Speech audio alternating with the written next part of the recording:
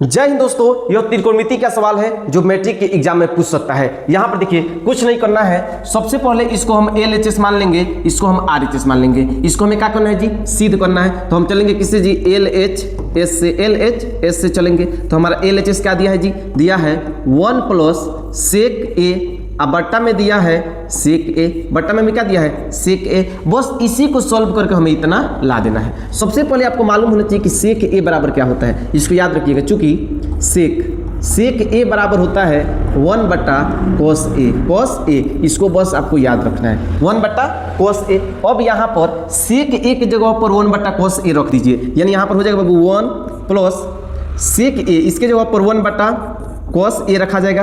अब बट्टा में इसके भी जगह पर 1 बट्टा कोस ए रखा जाएगा।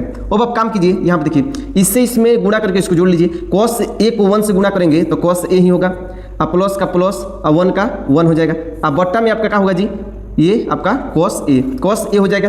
अब यहाँ देखिए ये 1 बट्टा कोस ए जो आपका भाग में है, इसको हम गुणा में चेंज करेंगे तो कोस ए आपका ऊपर जाएगा, 1 का आएगा नीचे आएगा। बोलिए इतना समझ में आया कि नहीं। यहाँ पर देखिए क्या किए हैं, इससे इसमें गुणा करके इसको जोड़ लिए हैं तो कोस ए प्लस 1 आ गया है, नीचे कोस ए का कोस ए लिख दिए। 1 बट्टा जो कोस ए आपका किस में भाग में है, इसको गुणा में चेंज करेंगे तो कोस चला जाएगा ऊपर, 1 चलाएगा नीचे। अब ये कोस से कोस हमारा क्या होगा जी, कैंसिल हो जाएगा। कोस से कोस हमारा क्या हो गया, कैंसिल हो गया। तो यहाँ पर क्या बचेगा जी, तो यहाँ पर बच जाएगा कोस ए प्लस 1, कोस ए प्लस 1 बच गया। यानी इसको हम कोस ए प्लस 1 को आप बताइए, कोस ए प्लस 1 को आप यहाँ पर 1 प्लस कोस ए भी तो लिख सकते हैं जी, लिख सकते हैं कि नहीं। ये कोस ए प्लस 1 है तो इसको इधर लिख सकते हैं कि नहीं, यहाँ पर लिख लिए। अब आप काम कीजिए, इसमें आप इसी के अपोजिट यानी 1 माइनस कोस ए से गुणा करके आप नीचे 1 माइनस कोस ए से भाग दे दीजिए, क्योंकि इससे ये कट जाएगा, फिर से इतना ही क्या हो जाएगा जी हमारा बच जाएगा। बोलिए अब यहाँ पर देखिए 1 प्लस कोस ए 1 माइनस कोस ए, यानी एक प्लस में या एक माइनस में है, ठीक है। तो किस सूत्र पर बैठा है जी, तो ए स्क्वायर माइनस बी स्क्वायर, इसी सूत्र पर बैठा है। बस उस पर भी आप भी बैठा दीजिए। ए का मान